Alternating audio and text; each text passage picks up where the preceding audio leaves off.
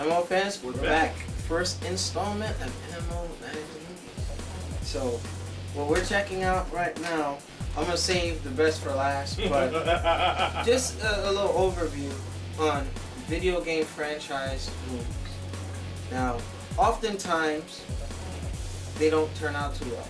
But it's evident over the pieces of turd shit that's been developed over the years. These are turtles. All right, and some companies get it right, others don't. But you know what it is? It's more dollars than accuracy. Now, a lot of these people who are backing these video game movies, and I want to, because I have strong feelings against one movie that we're going to talk about today. It's the greatest fucking video game movie I've seen. No, it's not. Come on, you ain't what? Alright. And like I'm saying, these people are so unfamiliar with the fucking source material, it's not even funny. They got the directors that fuck it up on top of that. I mean, Joey Ashton is the fucking man for Street Fighter Legacy. And then you have the other guys who did Beginnings End, Street Fighter. Low budget. That came out better than multi-billion, like million-dollar production movies and whatnot. What does that tell you, Alex? What does that tell you?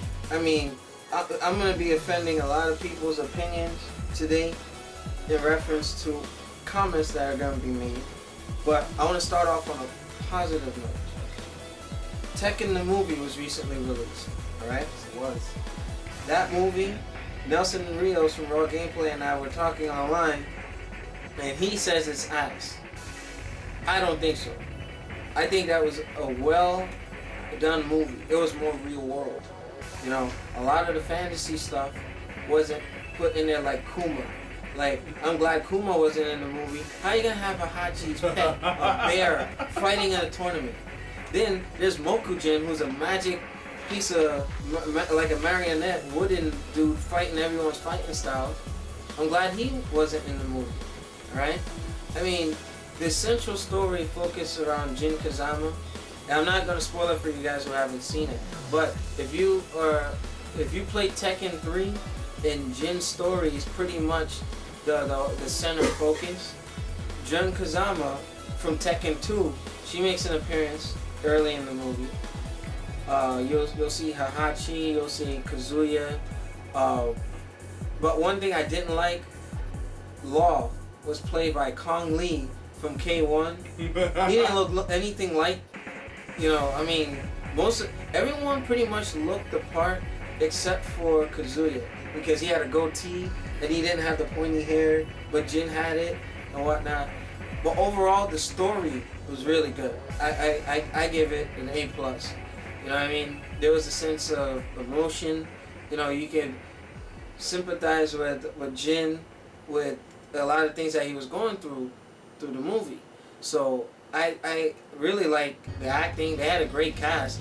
Now, those of you who are a fan of martial arts movies in general and are familiar with Undisputed 3, Redemption, the dude who did the Capoeira, and he's also in Mortal Kombat Rebirth, who was playing Baraka, he played Eddie Gordo and did an excellent job. And we knew it. Like, you know how we were doing like fantasy casting for X-Men, right? Like, who can play this X-Men, who can play that X-Men, and we were like Patrick Stewart from Star Trek. Right, there's no ifs, ands, and buts. Yeah, he looked like Professor X.